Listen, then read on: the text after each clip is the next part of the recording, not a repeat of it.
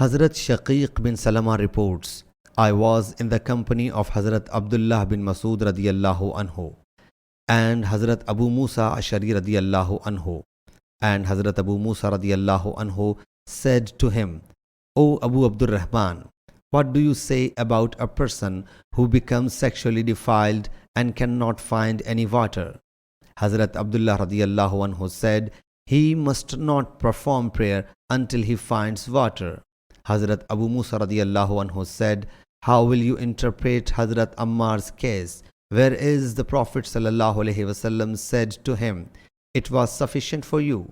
He said, do not you see that Hazrat Umar radiyallahu anhu was not satisfied with his Hazrat Ammar's word?